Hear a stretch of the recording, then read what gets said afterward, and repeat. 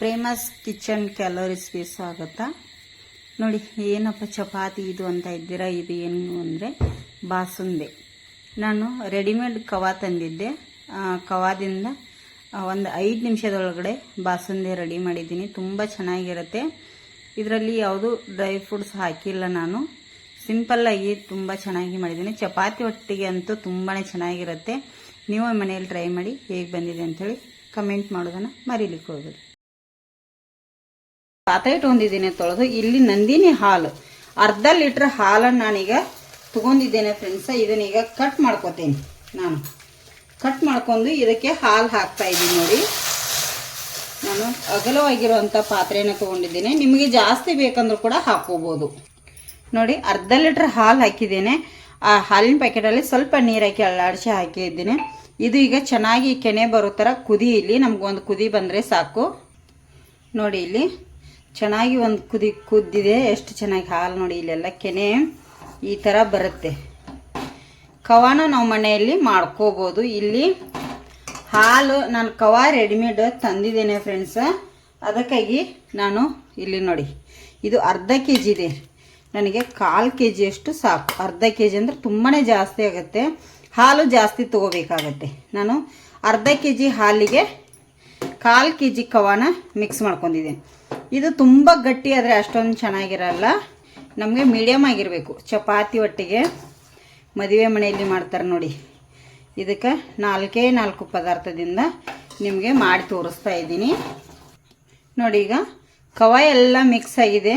ನಮಗೆ ಇಷ್ಟು ಗಟ್ಟಿ ಇದ್ರೆ ಇನ್ನು ಕುದಿಬೇಕಿದು ಚೆನ್ನಾಗಿ. ಈಗ ಇದಕ್ಕೆ ನಮಗೆ ಎಷ್ಟು ಸಕ್ಕರೆ ಬೇಕು ಅಷ್ಟು ಸಕ್ಕರೆನ ಹಾಕ್ಬೇಕು. ನೋಡಿ, ಇಲ್ಲಿ ಸಕ್ಕರೆ ತೊಗೊಂಡಿದ್ದೇನೆ.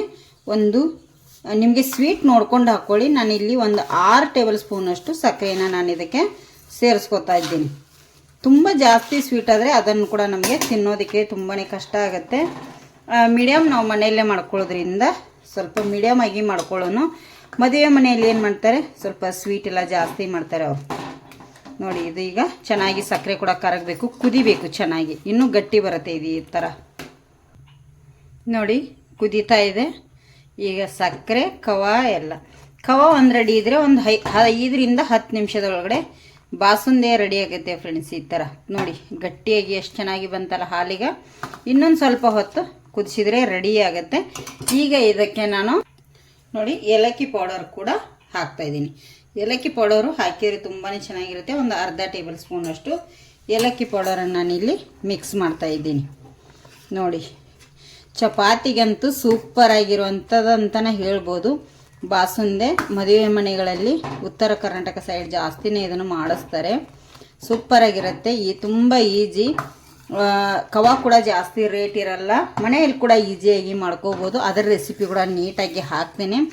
ನೀವು ಮನೇಲಿ ಟ್ರೈ ಮಾಡಿ ಹೇಗೆ ಬಂದಿದೆ ಅಂಥೇಳಿ ಕಮೆಂಟ್ ಮಾಡಿ. ನಿಮಗೆ ಸರ್ವ್ ಮಾಡಿ ಕೂಡ ತೋರಿಸ್ತೇನೆ. ನಾನೀಗ ಆಫ್ ಮಾಡ್ತೇನೆ ಗ್ಯಾಸ್. ನೋಡಿ, ಬಾಸುಂದೆ ಸೂಪರ್ ಅಂದರೆ ಸೂಪರ್ ಆಗಿದೆ ಫ್ರೆಂಡ್ಸ. ತುಂಬ ಟೇಸ್ಟಿಯಾಗಿದೆ. ನೋಡಿ ಎಷ್ಟು ಗಟ್ಟಿಯಾಗಿದೆ. ಸೂಪರಾಗಿ ತುಂಬ ಈಸಿಯಾಗಿ ಮನೆಯಲ್ಲೇ ಮಾಡ್ಕೋಬೋದು. ಕವಾ ಇದ್ದರೆ 4 ಪದಾರ್ಥದಿಂದ ನೀವು ಮನೆಯಲ್ಲಿ ಟ್ರೈ ಮಾಡಿ. ನಾನು ಬಿಸಿ ಬಿಸಿ ಚಪಾತಿ ಕೂಡ ಮಾಡಿದ್ದೇನೆ. ನೋಡಿ, ಚಪಾತಿ ಕೂಡ ಎಷ್ಟು ಸಾಫ್ಟಾಗಿ ಬಂದಿದ್ದಾವೆ. ಚಪಾತಿ ಒಟ್ಟಿಗೆ ಸೂಪರಾಗಿರುತ್ತೆ ಇದು. ನೀವು ಮನೆಯಲ್ಲಿ ಟ್ರೈ ಮಾಡಿ ಹೇಗೆ ಬಂದಿದೆ ಅಂಥೇಳಿ ಕಮೆಂಟ್ ಮಾಡಿ. ಹೊಸಬ್ರು ನಮ್ಮ ಚಾನಲ್ ನೋಡ್ತಿದ್ರೆ ಸಬ್ಸ್ಕ್ರೈಬ್ ಮಾಡ್ಕೊಂಡು ನೋಡಿ.